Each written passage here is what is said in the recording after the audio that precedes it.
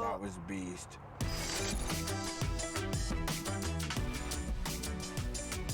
Game, record, and stream without compromise on Intel Core i7.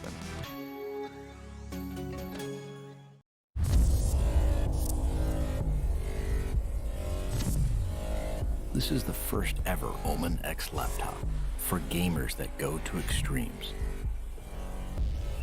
Gear up with a machine designed for total domination and engineered for gaming in stunning 4K.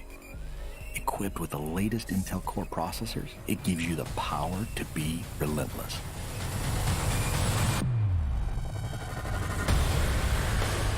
With a 17.3-inch diagonal screen and desktop-class graphics, you get maximum performance to be victorious anywhere.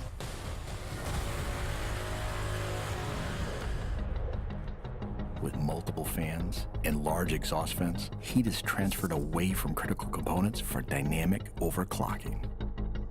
Ramp up boot times, game loading, and overall system responsiveness with optional RAID 0 SSD configurability. An RGB LED backlit mechanical keyboard lets you program each individually lit key to create customized key maps that switch seamlessly between games. With 2.5mm travel and in-key rollover, you can take out your competition with more accuracy and precision inside a completely immersive world for an elevated gaming experience. Single panel access to key and persist gameplay anywhere with the extreme performance of the new Omen X laptop.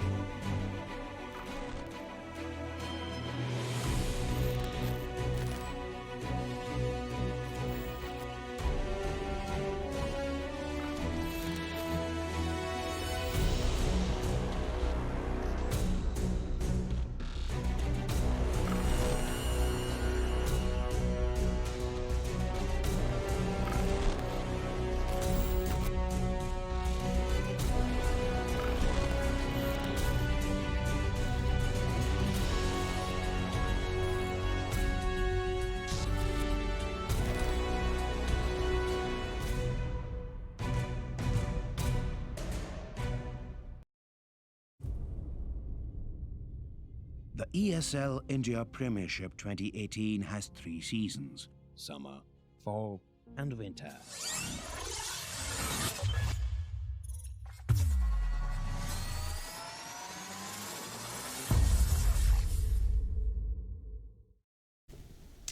Hello everybody, good evening, and yes, for a lot of people who are seeing me after this long hiatus here. First of all, a couple of clarifications. I did not turn up to work yesterday. I was on an official leave. So clarification there. Adi, if you're listening to this, here it is. And moving on, for everybody joining us for this fresh edition of the ESL India Premiership, I'm your host Vagish Kiran Bhan, aka Godslayer. And joining me today for the first game itself is none other than the vivacious and the ever enthusiastic Clash Royale player we have around us always, Angela. How are you? Gonzalez. Nice to meet you after so long. Beautiful introduction over there. Thank you so much for that. Always. Yes, so Angela is going to be joining me today for this exclusive stream of the ESL India Premiership 2018 summer season's going on right about now. And also for those who are wondering, why is Vagish wearing shades? Trust me, you don't want to see me without them. You would want to switch off your PC, laptop and throw it in the nearest stream possible. And that's a recipe for sleeping with fishes. Or fish in that instance. GTA, you were wrong there. Now moving on, today we have some interesting games lined up for you guys. We have Clash Royale between Sushil Abhi and Kamil. Now Sushil is from Delhi, whereas Kamil is from Bombay. Yeah. It's a typical Delhi-Bombay war. We had that similar even yesterday between DOTA and even in DOTA we had Buriza versus Signify, who is a Bombay Delhi kind of thing, and the same discussion went on how the rivalry is so strong between the two cities. Yeah. So I'm looking forward to see how these two players are going to participate. Talking about these two players, Kamil is a new entrance in the Masters League, and we've been following this new format where both the players have to ban cards. So I'm hoping to see what Abhi is going to ban against Kamil, because he's a new player, so he would have to either research and find out what exactly Kamil plays. I'm going to root for Kamil. If you ask me personally, Angie, I'm going to, without any questions asked, root for Kamil. Yeah. A, because he's from Bombay. Yes. B, because he's from Bombay. C, because I've seen Sushil Abhi play, and I believe that Kamil has the potential in him to somehow, if not evade Sushil's attacks, counter them. And that's, I think predominantly, according to me, that's a great strategy to prevail in Clash Royale. And talking about that, I mean, Kamil himself has said that he does like to play a more defensive kind of deck and not an offensive kind. So he is looking to see what Sushil brings on head forth offensively, and then he's going to react to that and then give it back. So Sushil's got to be very careful on how he takes this game, because he's not seen Kamil play before. Like you said, topping it, he's a defensive player. So even if the elixir count is going to stay 10 till 1 minute of the match, we're going to see these two players having it very hard in the game. All right, so then let's quickly head off into the player introductions and see exactly what these peeps are made up of in the game of Clash Royale. So let's bring that up and see what's in store for us when it comes to Sushil Abhi, the first participant here. Which card do you think he's going to be banning here today, Angela? Because I'm presuming now the entire ban situation has happened, right? I think if I looked at the World Cup that happened, the Ice Golem was a favorite over there. So I'm hoping to see one of these players ban out the Ice Golem. But we know that Kamil does like the Bandit card a lot. So Sushil could even play it safer and just ban out a card that Kamil really likes. All right. So let's knowing the fact that anything's going to be possible here, let's know about the players themselves first, one by one. Let's see who is the first one here.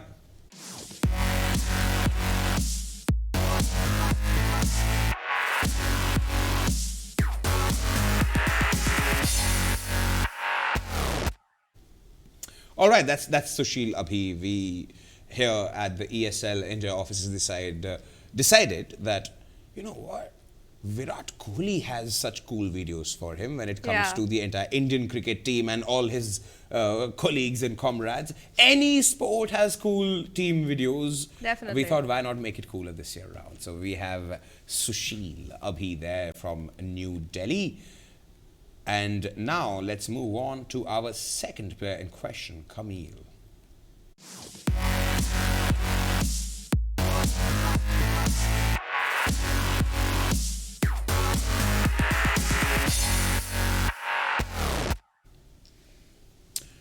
Alrighty then, so now that we can put faces to these names, Sushil Abhi and Kamil, we've already discussed the kind of bans we're going to be expecting, Angie. Yes. Now, moving from the bans, let's talk about the game in general. Okay. So in general, who's your pick? Who's my pick? I would say Sushil, because Just because I chose Kamil. no, I mean because I've seen this guy play, and he's pretty fantastic. He's very versatile with his deck, and he does love the Hog Rider, which is one of also my favorite cards. So and the Hog Rider's got a very good upgrade in the past few patches on Clash Royale. So I'm hoping to see how he's going to be using that card. Is he going to play it in his deck? At the same time, because of the ban phase, I know Kamil has done a little bit of homework on Sushil, and if he knows that Sushil is going to pick up the Hog Rider, he could choose to ban out that card. Now, if he chooses to ban out that card, Sushil will be left a little uncertain on how he plans to take that deck forward, because even yesterday's matches, we saw Mukul had a little bit of trouble because his favorite card, the Three Musketeers, got an outward ban right there. And he lost the match because of that, even 3-0 to Arpan. So I'm going to root for a player who I've already researched, understood, you know, like seen him play on LAN. Indeed, indeed. But Kamil just has passed out 12th. He's much refreshed after his long study. Boards. We all know how that felt. So let's quickly move on to the bans and see. I'm pretty sure Kamil, if given the opportunity, he would have banned boards. But here we are. We've got some really, really interesting bans there. Angie. See that he's banned on Three Musketeers. Kamil has opted to go for the ban on Three Musketeers, while the Royal Giant gets a ban there by Sushil. Now, these two cards are pretty strong in the game. I wouldn't say they would be their only options. Sushil's main card, the Hog, which is his favorite, part of his favorite Has deck, not been banned. Has not been banned. So he does have a good opening there. But also to make sure both these players did not know it is a blind ban. So they could have even banned out the same card. But gladly, they both have chosen differently. They look pretty young to me. And young power coming in the house. I'm very excited to see how these two games Indeed, work out. indeed. So let's quickly head off into the game and see what's it going to be like. What's the game going to be like? We'll all get in the thick of things here as and when the first round begins. So let's see what's in store for us.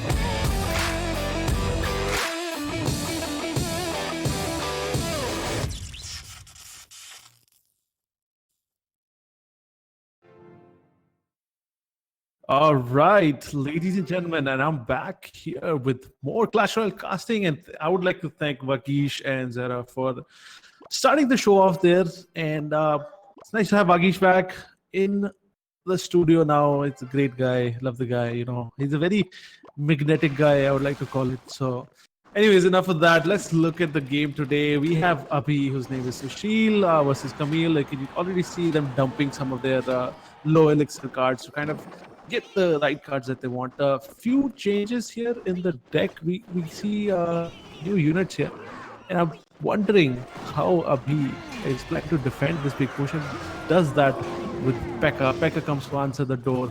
A lot of flying units above him trying to bring him down. Abhi will really drop something very quickly to defend this, which he does. Not two, and these minion horde. So the minions are gonna absolutely demolish it. You can see 3 minions getting their shots on the tower at full health, bring it down quite low to 1694. So that's that. Bandit is on the way. I want to talk more about these players. They have a long history with us. They got invited directly into the Master League this year, so they really didn't have to go through a lot of struggle to get here because they've kind of proven their point so far. So they got direct invite into the Master League, and hence they are here in front of us. Inferno Dragon does get distracted by the flying barrel there. However, they kind of cut each other off pretty well there. So not something that you want Inferno Dragon to target, which he targeted directly to the Goblin Hut. They're absolutely getting rid of that. That was quite a elixir loss for Abhi there. So that's quite a disadvantage that he has to go in with. Let's see if he's able to defend this pretty well. And these guys will slowly stun away the Inferno Dragon, which will have some trouble because that, but able to take care of that fairly quickly. Good defense, by the way, by Abhi. As you can clearly see, he's been defending pretty hardcore, but eventually gives into all the pressure. I guess the elixir loss really hit him there, and the amount of units that Kamil is throwing right at the bridge, and a lot of bridge spam. That you can see Kamil's overall deck. It's a pretty low cost elixir deck, and Abhi, you can see, he's already kind of given up the first match because he's kind of said good game already. However, you can see the overall look at the elixir. I think the highest elixir card that he has in his deck is 4, which is the fireball. Even the what's it called? Man, I even forgot the name of that unit, which is what I'm good at. However, this is not something that Abhi was expecting. Such a low elixir deck coming his way and not able to hold up against the pressure that's coming towards him. So as you can see, Kamil already has 1 point in his favor. Keep in mind, we have changed the format to a best of 5 this year. So more games of Clash Royale every single day, more exciting matches, and also a new feature that we mentioned earlier also is actually the ban. So coming in to the match, before the match starts, both the players will ban 1 card for their opponent. So, for example, in this case, one player banned 3 Musketeers, the other banned the Royal Giant.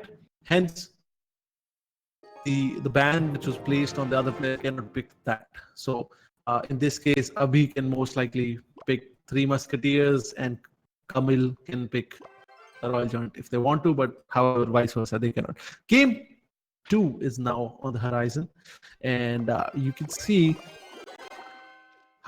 it seems like Abhi has kind of switched, lowered his elixir over there also. But you see, Ram is the Ram and the Inferno Giant, Inferno Dragon here is the main thing that I'm looking at. Whereas Kamil is kind of switched over to the balloon deck right now. Is this what Abhi is expecting? I don't know. We'll see. A nice stun there to slow down the Ram, but we'll get few hits off on the tower. This is okay, but keep in mind, look at the units that Kamil has on his side, which is not going to be counter-attacking good.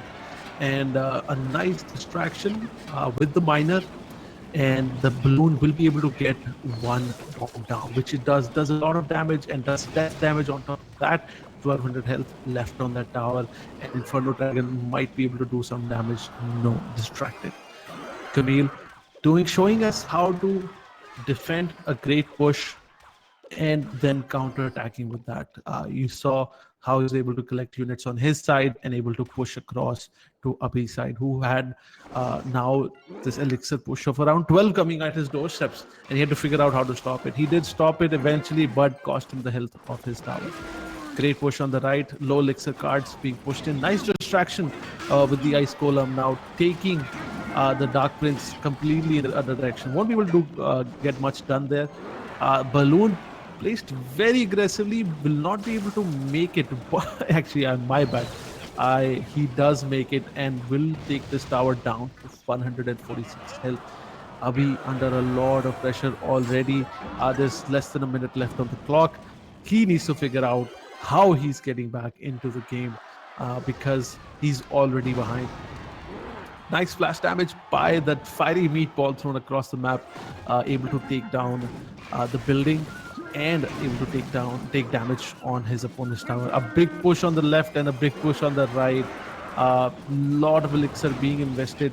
How is he planning to defend here? Does throw the fireball, able to kind of defend that push, but the death rattles of the balloon leaves an extra damage grenade there to do extra damage before when it dies.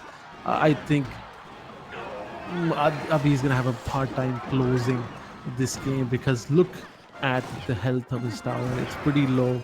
If another balloon makes it across, this is gonna be spelling a lot of trouble for him. So let's see how he's able to hopefully hold this game somehow. And finally, the balloon comes out. The thing is, balloon will just need to it doesn't even need to make it there. Even if it dies before it makes it there, it's fine because the grenade damage will, the bomb damage will take it down, which it eventually does. And bringing the score now 2-0 in favor of Kamil. My God. I hope this is not a 3-0 victory like yesterday, because yesterday we got to see two great players going at it. These guys were the winners of the Master League in what's it called? Arpan was there, and he absolutely destroyed his opponent. 3-0 victory. I'm hoping that we don't get to see the same today, because these both the players are great, by the way. And just some bad luck from yesterday's matches, which ended up giving him a 3-0 loss. But here we are. This is game 3 of best of 5. And I just saw a mouse flying across the screen. Wow. Hopefully no one saw that. Again, few changes in the decks here. And we already can see there's a princess in Abhi's pocket right there, holding on to that, trying to figure out what he wants to do. I'm thinking Abhi's gone maybe for the magic missile build, where he uses a lot of cheap units to defend and uses the missile to do damage to his enemy towers. Princess walking right into the poison. She'll not be able to get much done. Here comes the Goblin Barrel, taken care by Goblin Gang. Still looking for that big victory thing coming in from Abhi. What's the condition here? What am I missing something here? Both these players are actually going for a quick cycle rotation to a Goblin Barrel poison push. I don't know, this is a little too advanced for me right now. Another Goblin Barrel now coming from Kamil's side, quickly taken care of by a log. The Goblins were able to get a few hits in there. Goblin Barrel completely going there. There's no one to defend. No, the log comes out. Log bait. Look at that. There's a log bait into a quick bandit and a Goblin Gang push by Kamil. And maybe this is where it's all getting a little crazy for me to understand what's and how these guys are planning to close the game. Slowly chip away at their opponent's tower with the Goblin Barrels, the logs, the poisons. Because every time the princess goes down, the poison will go down, and which it exactly does. Right on that. So tit to tat, we see a fireball being thrown at Kamil, bringing him down. Goblin Barrel immediately answered, and look at that Valkyrie doing so much damage. Few hits coming in by those Goblin, bringing the tower. I think this game is going to be slow, chipping away at your opponent's tower. And look at that, Goblin Barrel comes in, does not do enough damage, is taken down. Will we see a poison? Yes, he does. Goblin Barrel on the right. This is a lot of cheap units going left, right, and center. Ouch! I don't know if you guys noticed that. I was not hurt. I was actually just seeing the princess stop in her tracks to take aim at the opposite side and completely miss the fireball. And now this princess on the field, which is alive, but will be eventually taken down. That fireball kind of missed the princess there, and the princess absolutely destroyed the Goblin Gang also. A lot of back and forth action, a lot of cheap units left, right. The point of this game is going to be who can chip away at their opponent quickly. And so far, it just seems like both the players are in the same spot. They have 2 minutes and 44 seconds to take care of the situation, but so far it seems some major mistake will need to be made, or something like this where, ouch, there you go. As I said, a major mistake you need to do.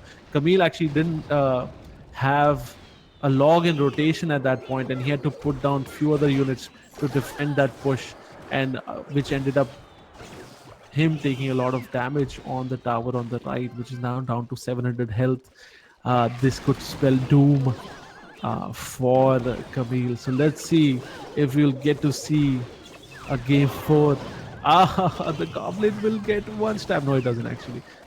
You see a little chess game going on here where he's trying to aim the barrel left, right, and center and hoping that his opponent does not misses the log there. But pretty crazy, by the way, so far. And lot of baits going on. There's 2 princesses on the field. They're doing so much damage. This could spell doom. A lot of doom actually for Kamil. Kamil could end up losing this game, and I think this might be it. This is the final push. Able to close the game finally. Abhi has one score on the board. And I feel a little bit successful here, being able to see a game kind of going into game 4, which didn't happen so far. It's finally happening. This is the second day of the ESL India Premiership, and we're going to game 4, guys. Yes. Pretty crazy. Woo. That is right there where you saw 2 opponents using super low elixir decks, bridge spamming left and right, and one player coming out on top simply by a very, very small mistake of log being out of rotation. They're trying to bait out the log, trying to bait out the fireball, and then trying to do a counter push at the same time. Abhi had a Valkyrie, which helped him a lot. However, Kamil didn't have much to say. He had the poison, which is kind of slowly chipping away at the tower. Maybe a fireball would have secured him the win. I don't know. These guys are much better than me. Game 4 is live. Abhi has gone to a balloon deck with an Inferno Dragon. There's a lot of units on the field, and we can see Kamil's deck also, and he has a graveyard with poison and even tornado. So Nado, poison, graveyard. If he gets Abhi caught in the wrong position, he can do a lot of damage with those 3 cards.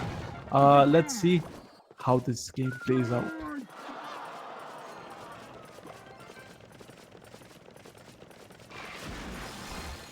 And this is, by the way, a great show of if you guys are pro high-level players, you'll already know this. But for the new guys here, notice where that golem was dropped, the ice golem. He was dropped on the left side of the map, was able to push or pull the Dark Prince on his direction and taking him all the way to the other side.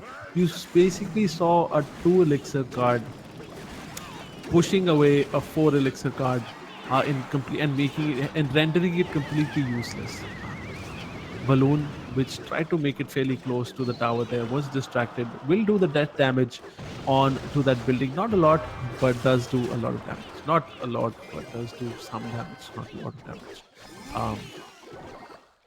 A lot of back and forth right now. I think Abhi will have some trouble getting his balloon across to the other side, because not only does he have a tornado, he also actually has a building to place to distract. And you can see finally that combo coming in.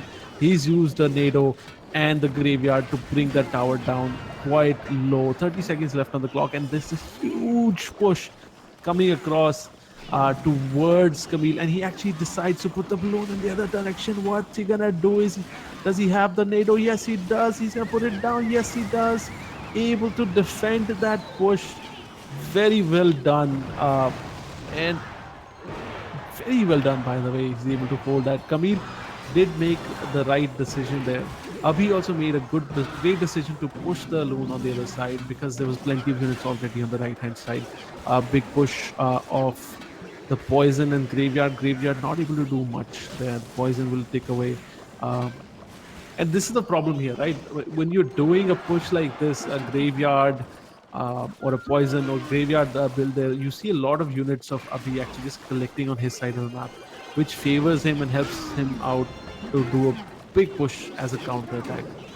There we go. The miner is already out. A lot of people to defend, and miner's actually having a hard time going left and right to figure out which way he wants to attack. But the poison really bringing down the tower.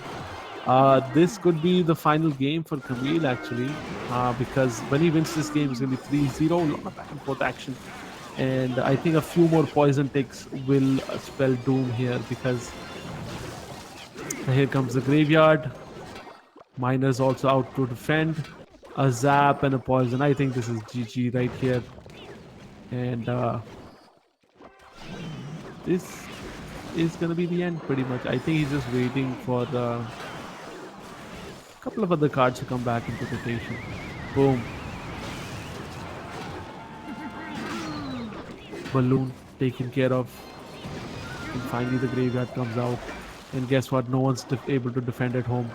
And these skeletons are slowly chipping away, taking one stab at a time, and they've completely surrounded the tower, and this is GG. And Kamil has quickly won this match 3-1. Congratulations, Kamil, for closing this game. And sadly, that's all from our side today. But we have a lot of exciting Counter-Strike and Dota 2 matches coming up. And I'm sure Vagish and Zara have a lot to talk about this game. So I'm going to quickly step out. Thank you so much for tuning in. Take care and good night from Clash Royale. Bye-bye.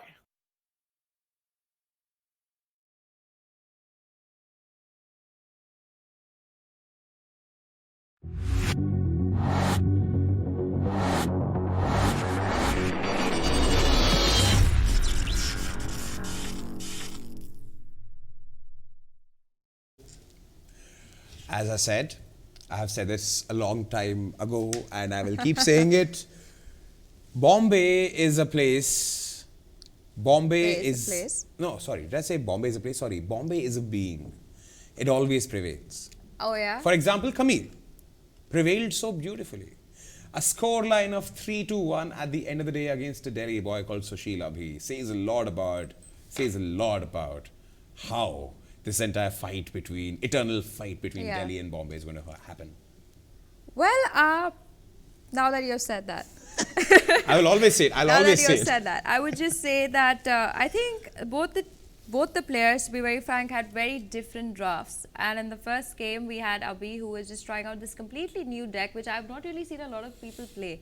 And he's gone with Zaps, which is not really used that much. The Flying Machine card, the Miner, he preferred these cards and it did not work in his favor that much. Even the Ice Coast is a new card come into 2017, 2018 of Clash Royale.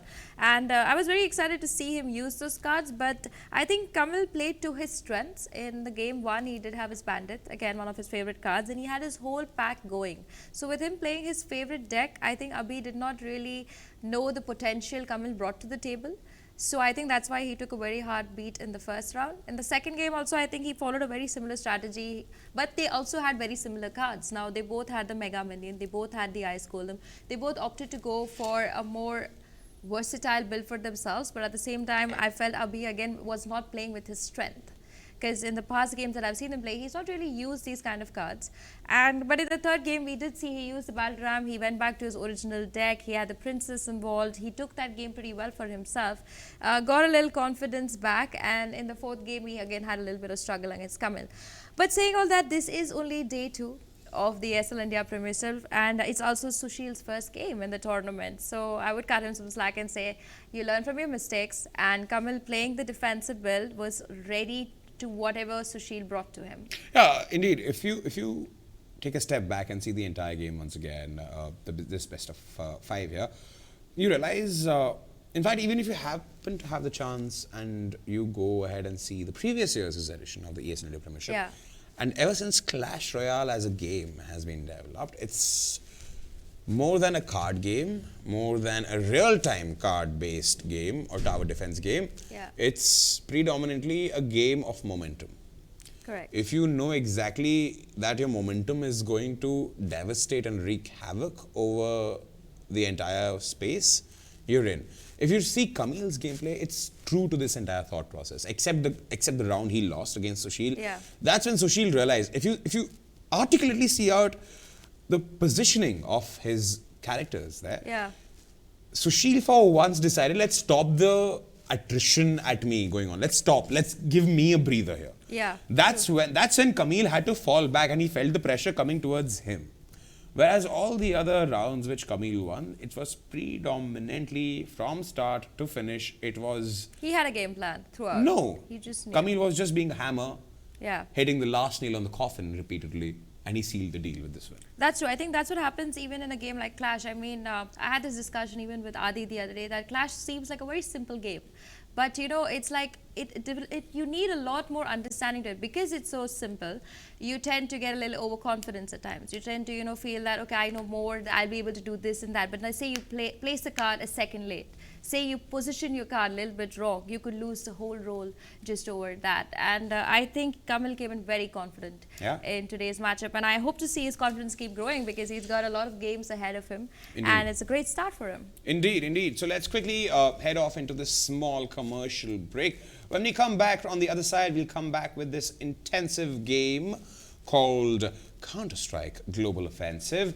And when we come back, we'll give you more deets about what's going to happen in today's stream. But for now, we'll head into this short break.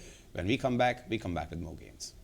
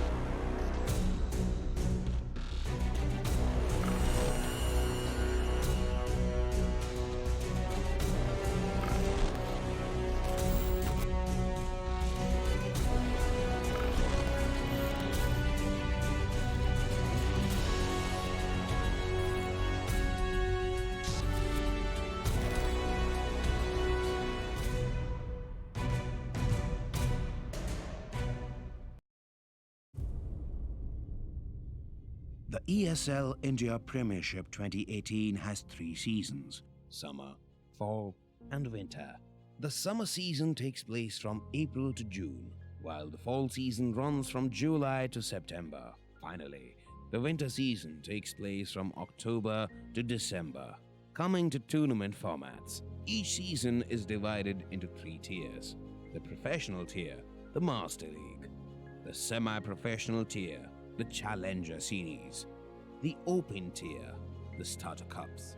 Moving on to the frequency, every season in the ESL India Premiership 2018 will see 1 Master League, 3 Challenger Series, and 3 Starter Cups. The Masters League now hosts 12 teams and players. Meanwhile, the Challenger Series has 8 contestants and follows a double elimination format. Finally, the Starter Cups are now limited to only 128 participants, so make sure you register for the Premiership now. Once you register for the Starter Cup 1, you'll have to fight your way to the top. At the end of the phase, you will get promoted to the Challenger Series 1. You should try and maintain your position in the Challenger Series 1, 2, and 3. But this is no easy task. At the end of every phase, the bottom 2 contestants are dropped out. They are replaced by the top teams from the Starter Cups. Those who succeed in the Challenger Series are rewarded with promotion to the Master League. The top 4 teams will proceed to play in the next season's Masters League. Meanwhile, the Master League runs uninterrupted until the end of the season. The 12 champions will constantly try to establish their dominance over the others. But at the end of a season, the bottom 4 teams are relegated to the Challenger Series, while the top 4 play at the Land Finale for the top prize. ESL India Premiership 2018 begins in April. The registrations are on, so make sure you sign up now.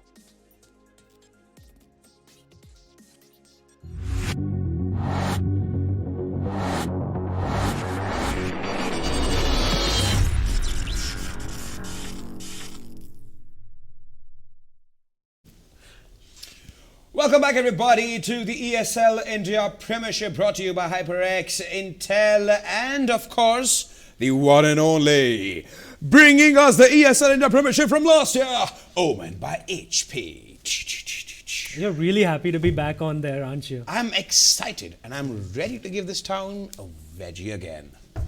And by the way, just saying, I'm Aditya Shah. I'm your CSGO analyst since our Yeah. host forgot Yeah.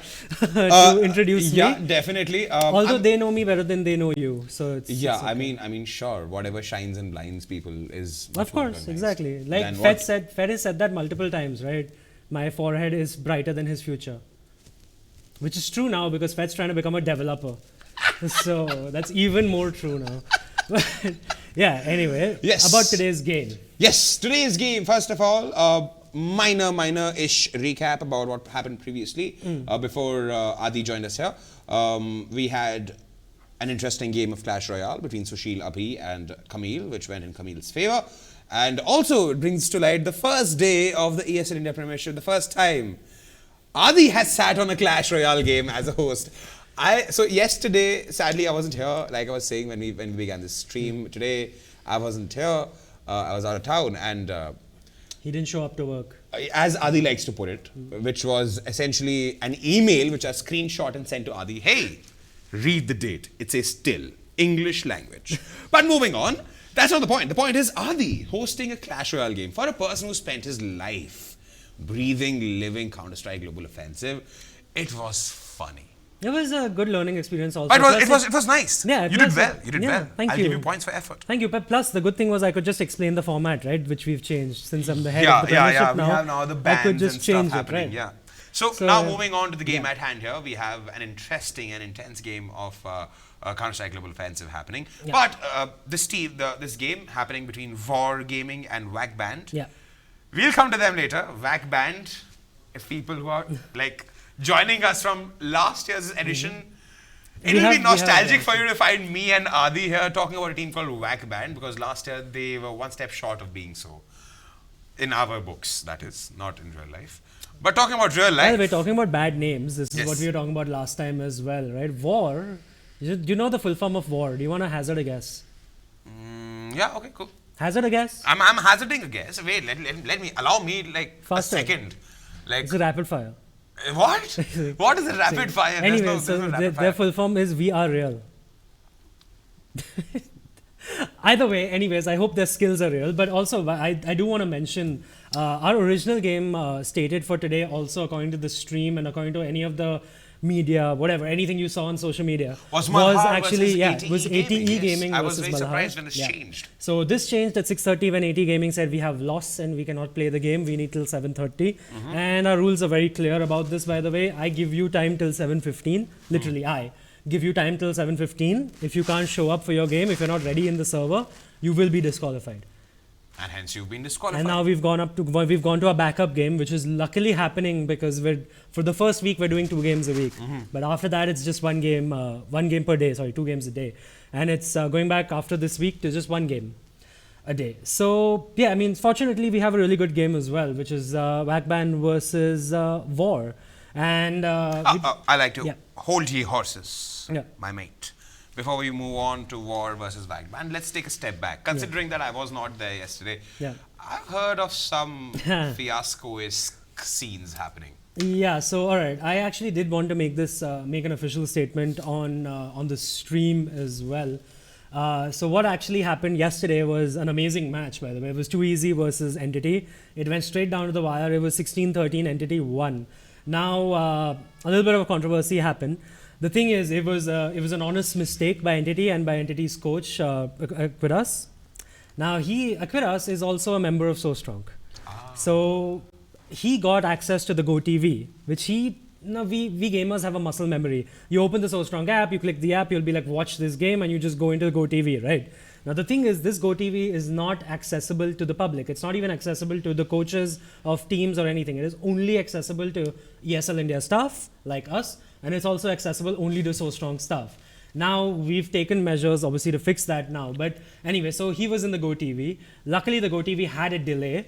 But it was an unfair advantage. So we have overturned the game. So the game has actually now gone 16-13 in favor of Too Easy, to be fair to Too Easy and to be fair to everybody else. Because our coaching rules are set in stone. They're set in stone by Valve in 2016. Coaches are not allowed to join the server. Coaches are not allowed to speak to so this is on LAN. Coaches are not allowed to speak to their players during the game. They're only allowed to speak during the 30-second timeouts and during halftime and during warm-up. not during the game. You cannot be a sixth man. You cannot be an in-game leader all the time, from the back just shouting commands all the time. So in light of those rules and in light of the unfair advantage that Aquitas may have gotten, we have reversed the scores. Yeah, reverse the scores, reverse the points. So Too Easy has won that game now, 16-13. We did not want to make this 16-0 because we trust Aquitas and we trust Entity Gaming as well to not act. They didn't mean to cheat. So, but although it was an undue unfair advantage, hence we have taken this step. Well, another day in the ESL India Premiership. It was the first day. The first day, and we have a controversy. Like, I love it. I love Indian esports, right? Because of this. Like last year, it started off with somebody using hacks, which was not his account, and then that person got banned, and then the team disbanded. This time, it's the first day. So yeah, we would have actually seen that as well. We would have seen Malhar, which is ex-Eternal Gaming, by the way. They, Forsaken, the player in question, actually joined Malhar. Well, joined Eternal Gaming. Then the Eternal Gaming manager said, we're not doing a team anymore, sorry, bye-bye. Kicked his players out. So then Malhar eventually was formed by the players of Eternal Gaming, and then they kicked Forsaken and picked up somebody else. And this is before the season even started. But I think we should get to the game. By the way, I do think that the players are ready, by the way. They have been ready ever since we even got here. So I do want to go ahead with the game. I do want to just announce that it is Wargaming versus VAC Banned.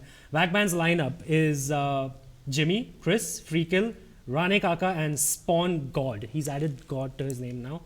I see you guys, and I noted, point noted, my blessings are with you, Spawn. So are you saying because he's Spawn God, you will slay him?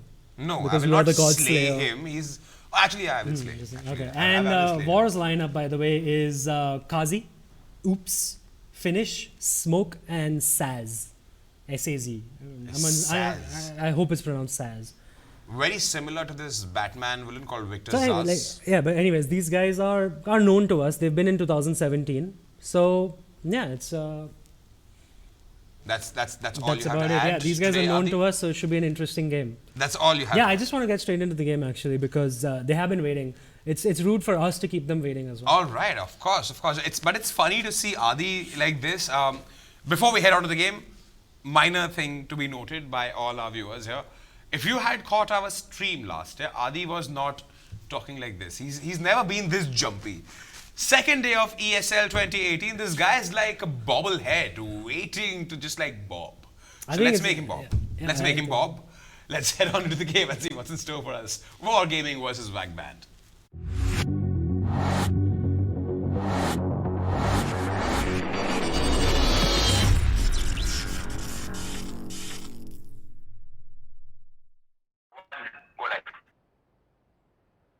Alrighty, ladies and gentlemen, welcome back to the ESL India Premiership. Though summer season of the Masters League is underway, it is the second day, and the teams who are going to be facing off against each other are VAC Banned and Wargaming. It's going to be a very exciting clash being played out on Cash, and with me today is the esteemed, the world-renowned, the famous, and the extremely handsome Mama SR. Oh boy, I've been loving these intros. You always come up with something new every single day, and it's a pleasure to be here. And just by the way, for all the viewers who don't know, we actually asked for the first time yesterday, and it was pretty good because we did not go through it, and it was just an unspoken 2-second rule that so that we don't talk over each other. And well, the knife round has been done dusted. It's going to be the pistol round coming up. VAC Banned are going to start upon the CT side of Smoke and a kid onto Rane, and that's the most standard scenario we probably have. Oh my God! Oh! The first one, getting the second as well. Nope, that is not going to happen. He's going to wait it out though. And Saz is going to get taken. Kazi is finding the headshot as well. It's the fallback. Rane throwing in the smoke, trying to survive right there. But it's going to be really, really difficult for him. I mean, Rane Kaka has taken a ton of damage. He's down to 12 HP. Like, he just has to survive to allow the rotation to come in. It is a 4v3, but both Freekill and Rane Kaka on their last breaths. They're on their dying embers, as they say. And there we go. Down goes Rane Kaka. Down goes Freekill. And now it's a 2v3. Man advantage wrested from VAC Banned by War. And okay, then they're not going to stop there. Just one sole survivor. That's Chris left on VAC Banned. What can he do? He's in a 1v3. Doesn't have a kit, but there's a kit on towards the B site, I think. Both nice headshot to start things off. a 1v2. They should not be giving him the 1v1s. There we go. One peak comes in. There's the instant repeat. But Chris is doing a good job of isolating these 1v1s. And there we go. Finally, the double peak comes in. Down goes Chris, and War secure the pistol round. Well, that was a pretty amazing round coming up, and Spawn did get the amazing first half coming up.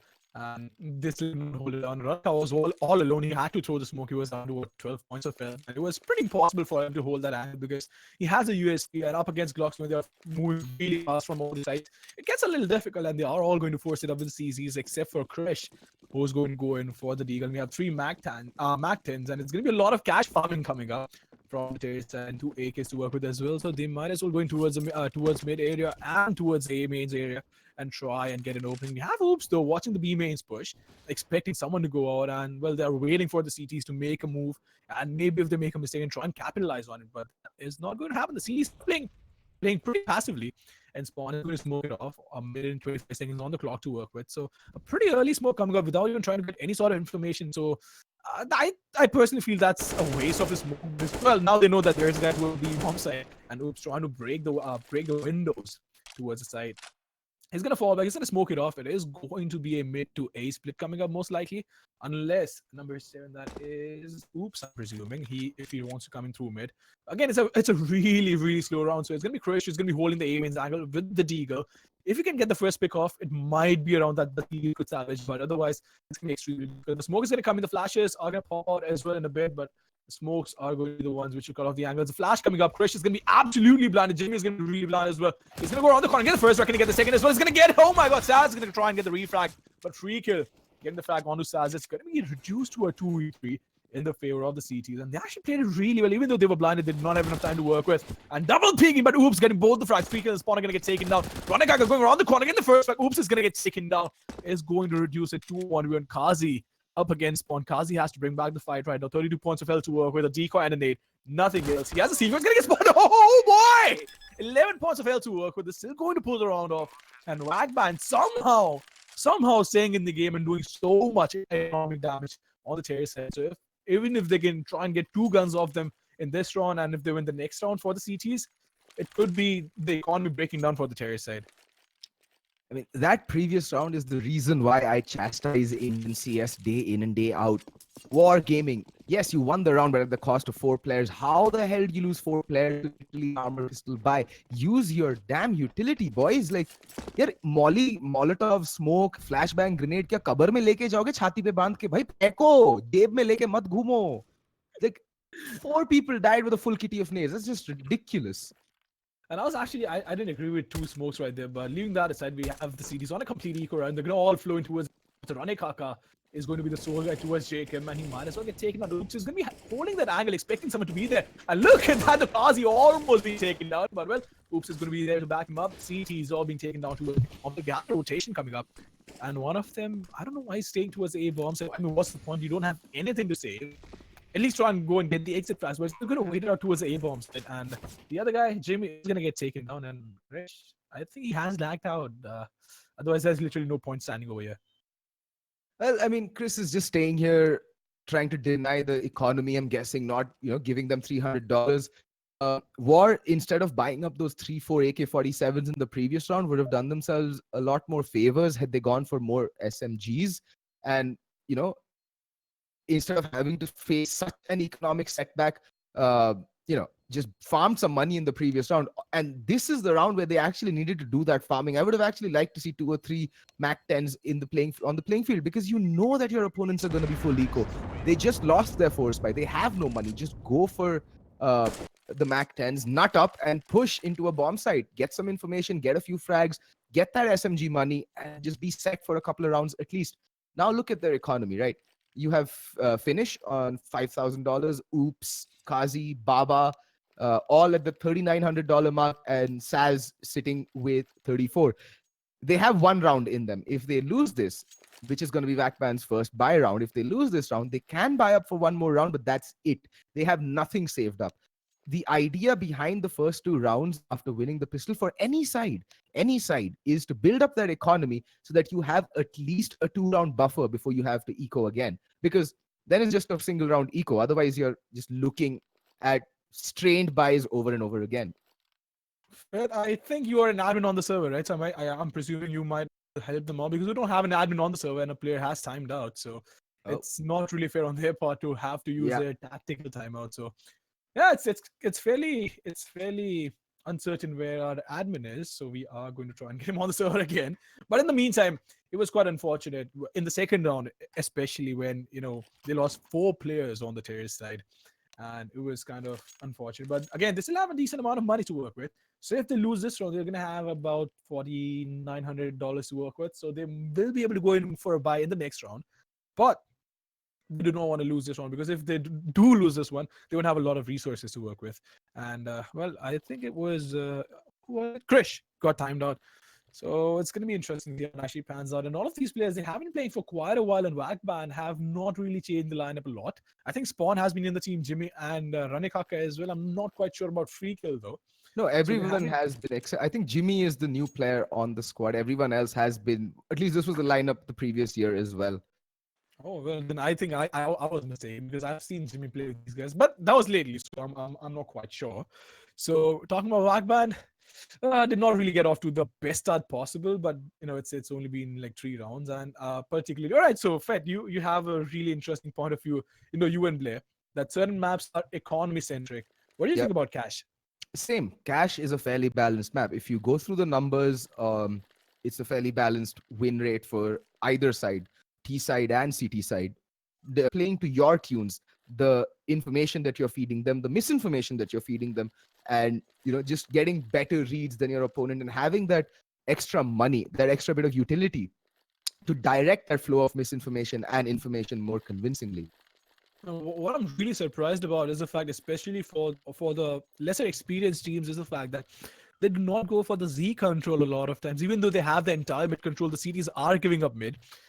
Why they don't even try? I mean, fine, it's understandable that it's a little more risky. The risk reward ratio is high, but it's still possible, right? If they don't want to take Z control, and if you get the Z control, right, pinching B or pinching A is the easiest job in the world. I can't think of a map where it's more easier than this. I mean, that's not even correct. More easier, but never mind. The thing is, you'll often see like top tier teams that play on Cash. Like right at the top of my head.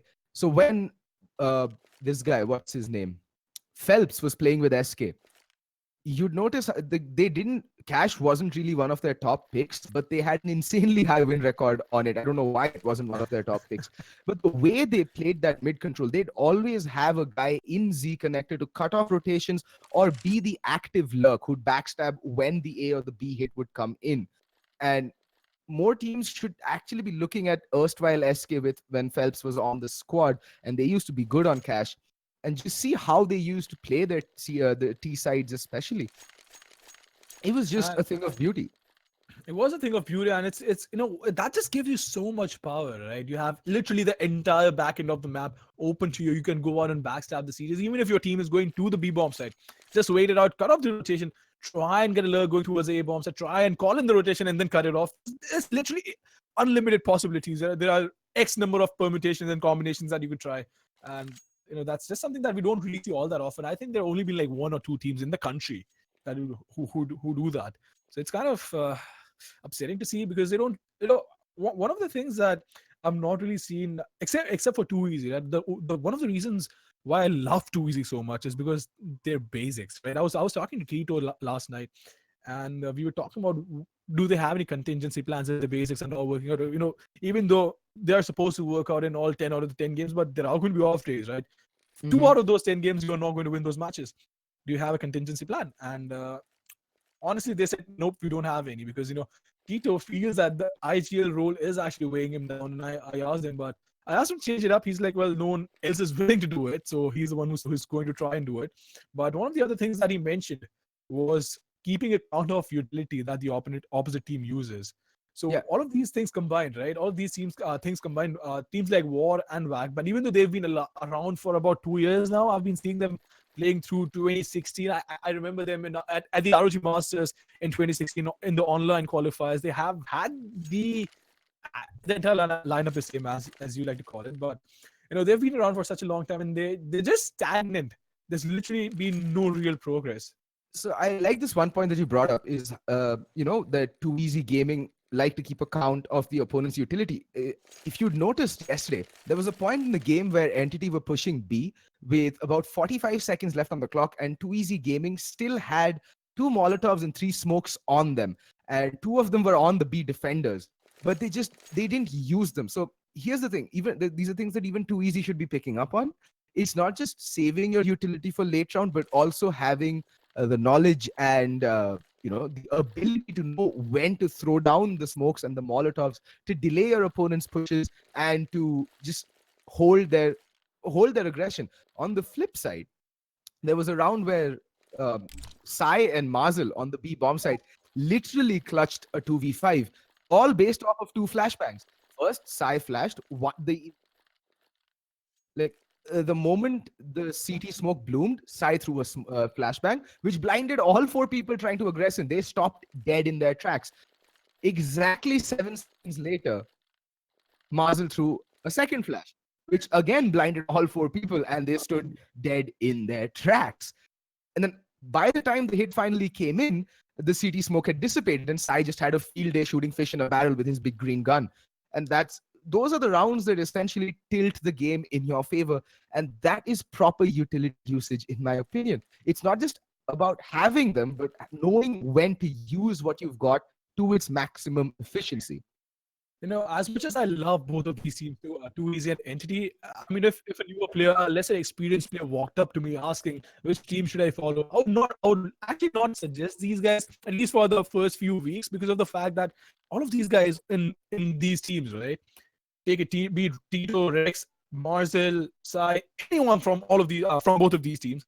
These guys are so experienced. Even if you try and replicate, first thing you shouldn't ever try to replicate the playstyle of any team, any player. Just try and understand why they took that decision. But leaving that aside, I think we are going to go on a really, really short break. I'll actually carry on with this conversation. But for now, we are going to go on a really short break because we need to figure out what has went wrong with one of the players on VAC Banned. So you know what, guys, we are going to be back after a really short commercial break.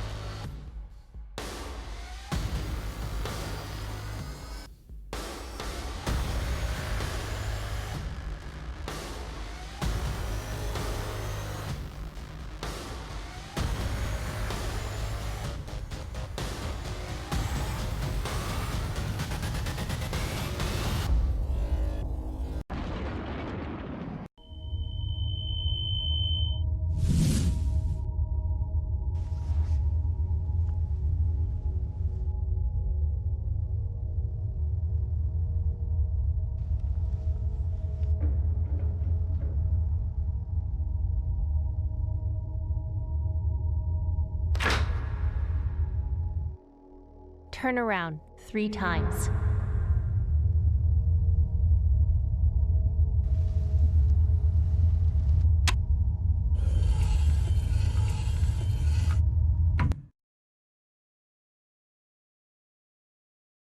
Start shooting.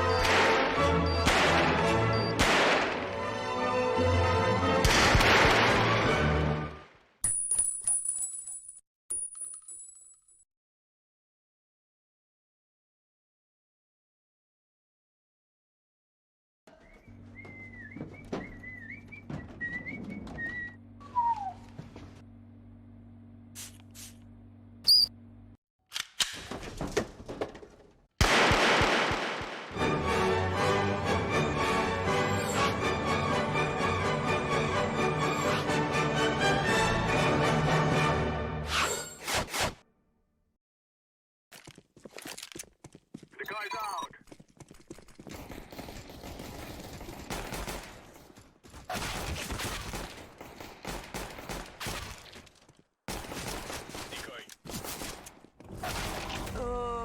was beast.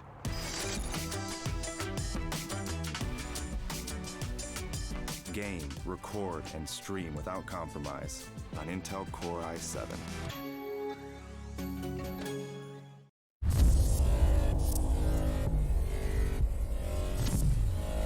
This is the first ever Omen X laptop for gamers that go to extremes. Gear up with the machine designed for total domination and engineered for gaming in stunning 4K.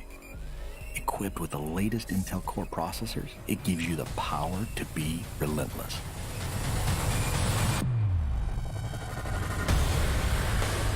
With a 17.3-inch diagonal screen and desktop-class graphics, you get maximum performance to be victorious anywhere.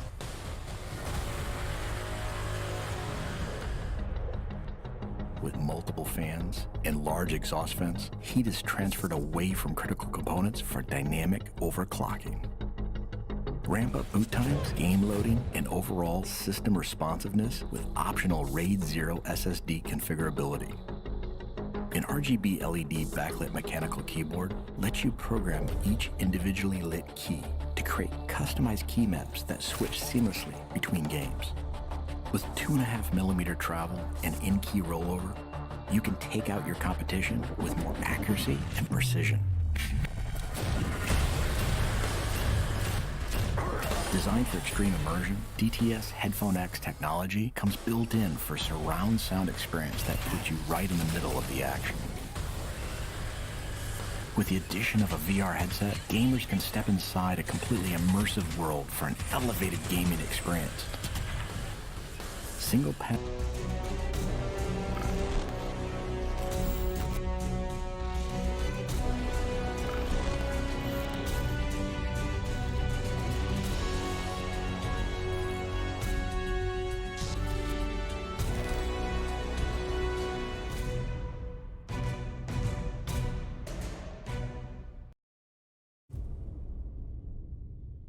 The ESL India Premiership 2018 has 3 seasons: summer, fall, and winter. The summer season takes place from April to June, while the fall season runs from July to September. Finally, the winter season takes place from October to December. Coming to tournament formats, each season is divided into 3 tiers: the professional tier, the Master League; the semi-professional tier, the Challenger Series; the Open tier, the Starter Cups. Moving on to the frequency, every season in the ESL India Premiership 2018 will see 1 Master League, 3 Challenger Series, and 3 Starter Cups. The Masters League now hosts 12 teams and players. Meanwhile, the Challenger Series has 8 contestants and follows a double elimination format. Finally, the Starter Cups